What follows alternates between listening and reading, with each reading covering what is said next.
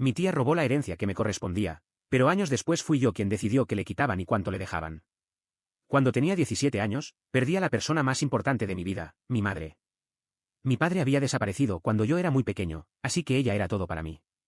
Fue un cáncer rápido y brutal. En menos de 6 meses pasó de estar perfectamente bien a no poder levantarse de la cama.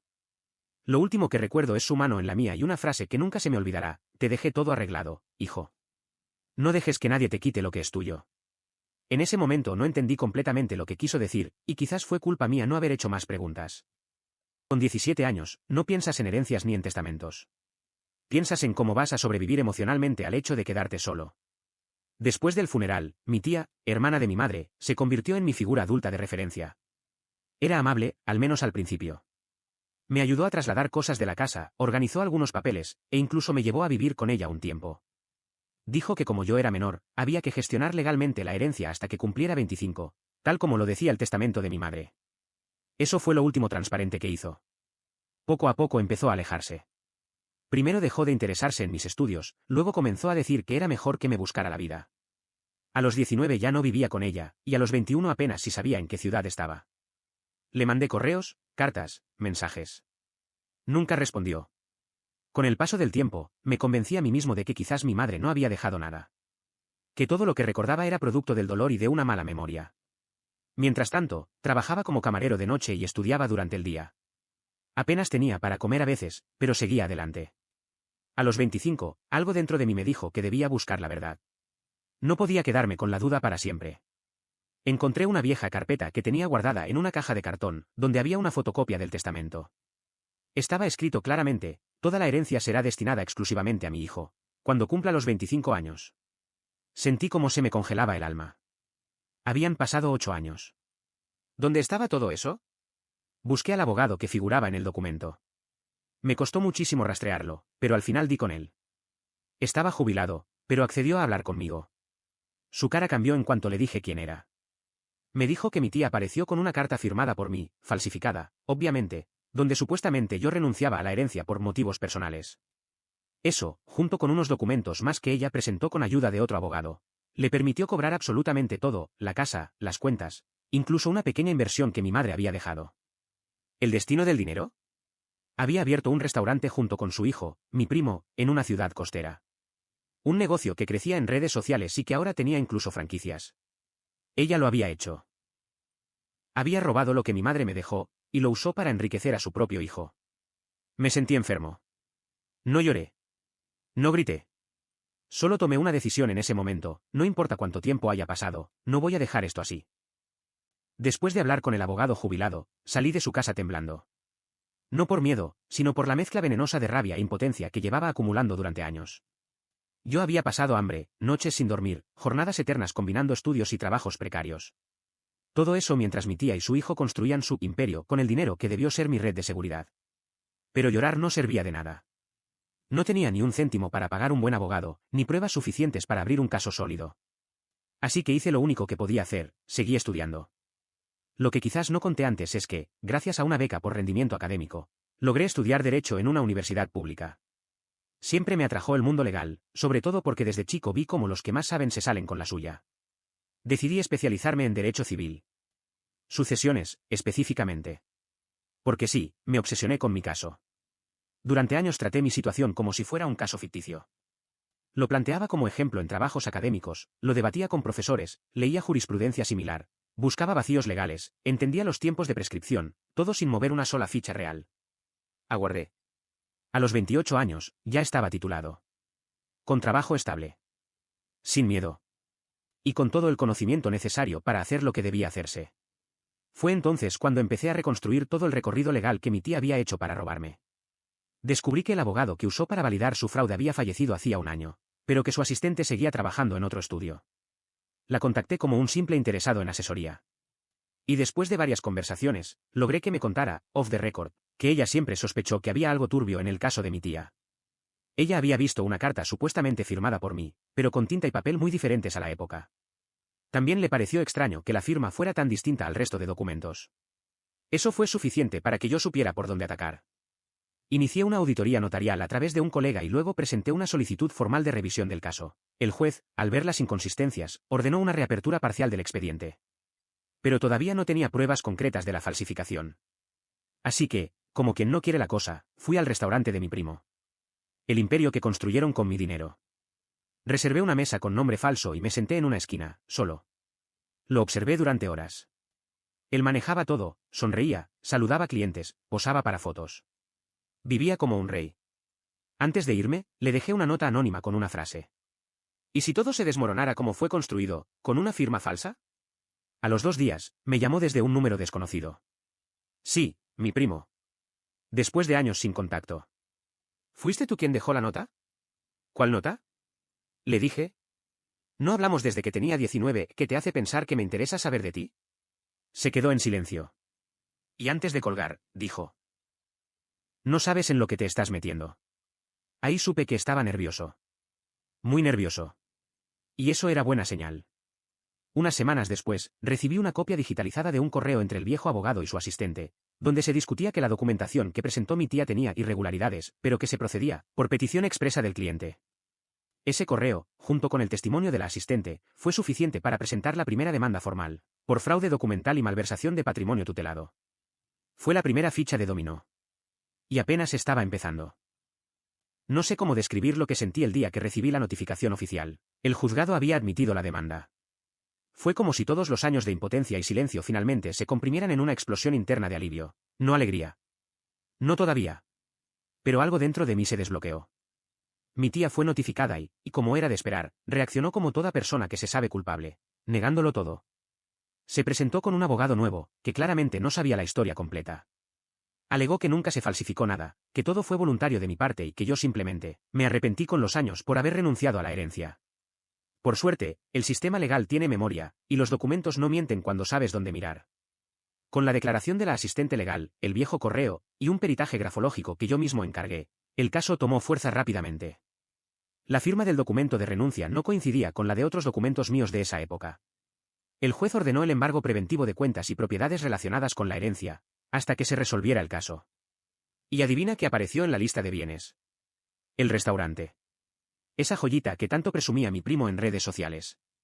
Al principio pensé que él era simplemente un beneficiario indirecto, un peón más. Me equivoqué. Un día recibí un correo anónimo. Dentro, capturas de una conversación entre él y el viejo abogado, cuando aún estaba vivo, discutiendo cómo proteger los activos para evitar que yo pudiera reclamar. Las fechas cuadraban con el periodo en que mi tía y yo ya no teníamos contacto. Mi primo estaba al tanto. Siempre lo estuvo. Recuerdo que esa noche me quedé mirando la pantalla de mi laptop durante horas. Él era mi primo. Jugábamos de niños. Me defendía en el colegio. Pero al final eligió el dinero. Eligió el camino fácil. A la semana siguiente, nos encontramos por primera vez en casi una década. No fue intencional. Nos cruzamos al salir del juzgado. ¿Así que vas a destruirlo todo por un poco de dinero? No lo hago por el dinero, le dije. Lo hago porque mi madre confió en ustedes. Y ustedes la traicionaron incluso después de muerta. No me respondió. Solo apretó los dientes y se fue. Ese fue el momento exacto en el que dejé de sentir dolor y empecé a sentir algo mucho más frío, determinación. Porque esto ya no era solo por mí. Era por cada persona que alguna vez fue traicionada por su propia familia. Y lo mejor, o lo peor, según como se vea, aún estaba por venir. No esperaba apoyo. Pero tampoco imaginé que sería tan solitario. Desde que la demanda fue admitida y el proceso legal se volvió público, el silencio de mi familia se rompió. No con palabras de aliento ni disculpas, sino con mensajes envenenados y llamadas llenas de reproches. Primero fue una prima, con la que apenas hablaba, que me escribió por Facebook. No puedo creer que estés haciendo esto. Es tu tía. ¿Qué clase de persona demanda a su propia sangre? Después vino un tío al que no veía desde los 15, diciendo que esto podía resolverse hablando, como adultos, y que no todo en la vida es venganza. Me encantó esa frase, viniendo de alguien que jamás se preocupó por mí cuando más lo necesitaba. La joya fue un correo de mi abuela, sí, la madre de mi madre y de mi tía. Un párrafo que parecía escrito con rabia contenida. Tu madre estaría decepcionada de que estés destruyendo a tu familia por dinero. Ella siempre fue de perdonar, tú no eres como ella. No respondí. No les grité.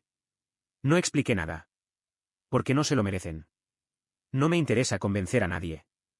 No estoy destruyendo nada. Solo estoy levantando las alfombras y mostrando toda la podredumbre que escondieron debajo durante años. Si algo se cae a pedazos, es porque ya estaba podrido. Pero no todo fue hostilidad. Una prima lejana me escribió desde otro país, donde vive desde hace años. Me dijo que había escuchado rumores del caso, y que alguien tenía que hacerlo. Que siempre sospechó que la tía se aprovechaba de todos.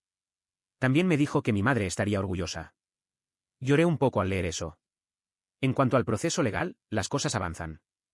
La jueza encargada del caso aceptó ampliar la investigación hacia las propiedades adquiridas por mi primo en los últimos 5 años. Todo lo que pueda haber sido financiado con la herencia ahora está bajo revisión. El restaurante es solo la punta del iceberg. También se está estudiando si hay responsabilidad penal en los actos del abogado ya fallecido, y si la asistente, aunque no actuó directamente, incurrió en negligencia al no denunciar las irregularidades cuando ocurrieron. Ella ya presentó su testimonio de forma voluntaria y eso la ha protegido, al menos por ahora. Mi tía, por su parte, sigue negándolo todo. En su última audiencia preliminar, dijo que yo estaba manipulado por el rencor y que quería arruinarla por no poder aceptar el pasado. Su abogado intentó negociar una salida extrajudicial. Me ofrecieron una cantidad absurda. Bastante dinero, sí, pero infinitamente menos que el total real de la herencia. Lo rechacé sin pestañear. Y les dejé claro que no estoy aquí para cobrar rápido, quiero que cada mentira tenga su castigo. Y, sinceramente, no sé si alguna vez podré cerrar del todo esta herida. Pero saber que ella ya no duerme tranquila, que el miedo ahora vive en su casa, eso, al menos, empieza a equilibrar la balanza. Sé que para muchos esto es una disputa familiar. Para mí, es mucho más, es la historia de cómo me arrebataron todo. Y cómo estoy recuperando, una a una, las piezas de lo que me pertenecía por derecho. Esto no ha terminado. Volveré con más cuando llegue el juicio. El día del juicio llegó. Yo no dormí la noche anterior. No por miedo, sino porque mi cabeza no paraba de repasar cada detalle, las fechas, los documentos, los testimonios, las veces que escuché a mi madre hablar de su deseo de que yo tuviera un futuro seguro, y como todo eso fue pisoteado por quienes debían haberme cuidado. La sala estaba llena. Mi tía, de traje beige y expresión ensayada, entró sin mirarme. Mi primo, con un gesto más de arrogancia que preocupación, la seguía. Estaban convencidos de que saldrían de ahí con otra victoria más. Otra mentira más que el sistema ignoraría. Pero esta vez no. El proceso fue más rápido de lo que esperaba. Mis pruebas eran claras: falsificación de firma, manipulación de documentos, apropiación indebida de bienes tutelados, y ahora también evasión de impuestos vinculada al uso de la herencia para montar el negocio familiar. La jueza escuchó. El fiscal no escatimó en detalles. Hasta el abogado de mi tía parecía incómodo en su silla. Lo más impactante fue cuando la jueza dijo: según lo estipulado en el testamento original, el patrimonio completo correspondía única y exclusivamente al demandante. Está dispuesto a solicitar la recuperación íntegra de los activos en disputa, incluyendo el negocio y las propiedades adquiridas por los demandados. Y ahí, en ese momento, yo tenía el poder. Podía pedir que les quitaran todo. Cada centavo. Cada piedra. Cada silla del restaurante. Me tomó unos segundos responder. Sí. Pero quiero reservarme el derecho de decidir qué se embarga y qué se permite conservar. No lo hago por clemencia. Lo hago porque quiero que recuerden cada día lo que perdieron. Y que lo que les quede les duela. El silencio en la sala fue total. Pedí la venta de una de las casas que compraron con la herencia, además del 70% del restaurante, lo suficiente para que no lo pudieran operar más sin reestructurarse desde cero. Dejé una propiedad pequeña sin tocar, una que sabía que era especialmente significativa para mi primo. No como gesto de bondad, sino como recordatorio de todo lo que pudo haber sido distinto si hubieran hecho lo correcto. La jueza accedió a mi petición. Se ordenó la disolución parcial del negocio, y mis abogados ya iniciaron la ejecución de la sentencia económica. A la salida, mi tía me miró por primera vez en años. ¿Estás feliz ahora?, me dijo. No, le respondí. Pero estoy en paz. Que no es lo mismo, pero es mucho. Han pasado varios meses desde la sentencia. A veces siento que todo fue una especie de película que alguien más vivió. Pero luego me despierto en mi pequeño piso, veo los papeles ordenados sobre mi escritorio, los números claros en mi cuenta bancaria, y me doy cuenta de que no fue un sueño. Fue real. Y yo seguí adelante. La ejecución de la sentencia se cumplió sin apelaciones. Supongo que mi tía sabía que no tenía mucho margen de maniobra. El negocio fue parcialmente liquidado y reconvertido. Perdieron la mayoría de los derechos sobre la marca y tuvieron que cerrar 2 de las 3 sucursales. El restaurante principal aún existe, pero ya no lleva su apellido, ni tiene la popularidad de antes. De lo recuperado, conservé solo una parte. Lo justo para pagar mis deudas, estabilizarme, invertir en mi futuro. El resto, decidí donarlo. Sí. Tal cual. Una parte importante fue destinada a una fundación de becas para jóvenes sin recursos que quieren estudiar derecho. La otra, a una organización que ofrece apoyo legal gratuito a víctimas de fraude sucesorio. Lo hice en nombre de mi madre. Porque si todo esto pasó, fue por su voluntad escrita. Por su deseo de protegerme, incluso después de su muerte. No hice pública esa donación. No lo conté en redes. No busqué titulares. No se trataba de redención ni de imagen. Se trataba de cerrar un ciclo. Lo curioso es que, mientras organizaba toda esa parte, recibí una carta. Sí, una carta de papel. Escrita a mano. En sobre blanco, sin remitente. Al abrirla, reconocí la letra. Era de mi primo. Solo decía esto. Ojalá no hubieras sido tan bueno en lo que hiciste. Porque así podríamos haberte odiado con razón. Pero ahora lo único que sentimos es vergüenza. No firmó.